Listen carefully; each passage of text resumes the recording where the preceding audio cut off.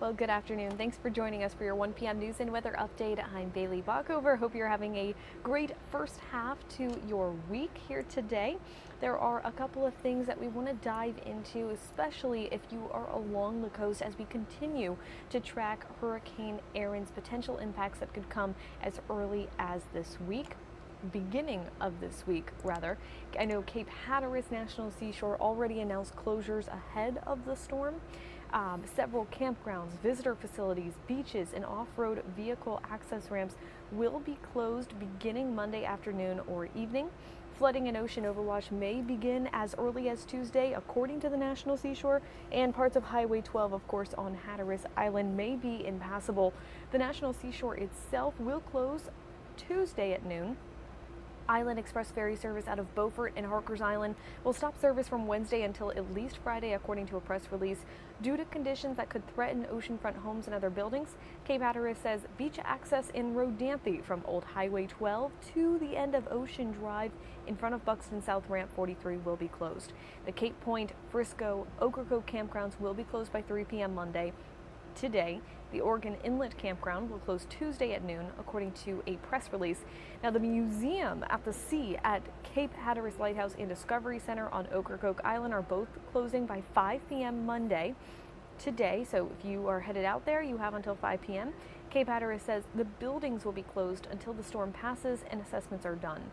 The Light Station Visitor Center and Keeper's Quarters Museum are both closing tomorrow at noon, will be closed at least through Friday. Off-road vehicle ramps will be closed by 9 p.m. today to keep people safe before, during, and after Hurricane Erin impacts the area. Cape Hatteras Body Lighthouse will be closed Wednesday and Thursday. A press release says reservations at Great Island and Long Point Cabin camps are canceled from Tuesday through Friday. Additional closures are possible depending on those impacts. Yesterday, a state of emergency was announced for Dare County with mandatory evacuations issued for Hatteras Island.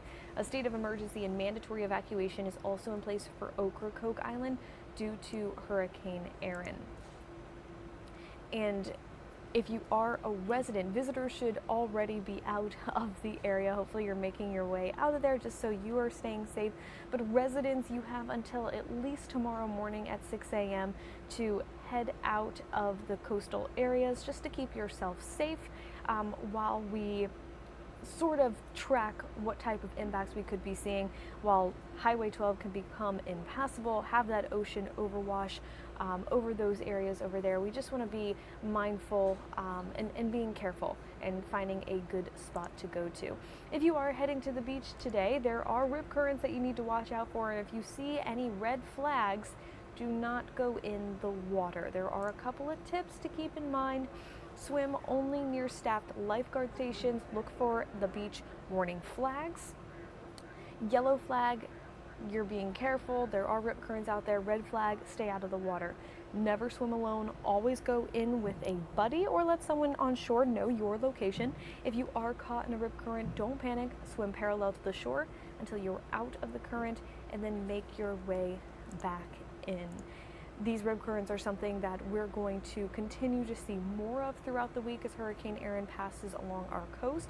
First alert meteorologists here at WITN are saying that those rip currents could become, if not more severe, so it's just one to be mindful of as we move through the week. Well, there was a woman in Kinston who is facing assault and robbery charges after going into the salon and having her hair done. Police were called to Sarah's house on Beauty on North Heritage Street Saturday around 11:15 a.m. for the report of a stabbing. When officers got to the salon, they found a woman who said 37-year-old Sarah Rochelle came into the salon, started an argument over a hairstyle that she got the day before. The victim told the police the argument escalated, and she said she was trying to defend herself when Rochelle grabbed a razor and cut her arm.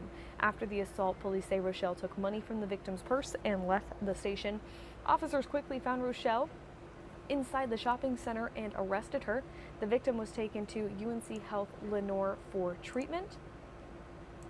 And Rochelle was charged with assault with a deadly weapon, inflicting serious injury, and common law robbery. And most of the county schools should be back in session. I know here at ECU things are heating up. Certainly this morning driving to work, I could tell with the traffic looking a little different out there, more congested, especially with that downtown construction. But speaking of back to school, it's also a great time where we start our Teacher of the Week nominations. So every Wednesday throughout the school year, WITN News at Sunrise highlights the incredible work and the passion of an ENC educator. If you have a favorite teacher, a principal, mentor who goes above and beyond to make an impact on their students, nominate them to be featured on our show. We would love to have them. Send us a nomination at totw@witn.com. It's also on your screen. You can also find it on witn.com. Be sure to include details like the school he or she teaches at, the grade or subject they teach, and specific examples of why you think your teacher should be chosen.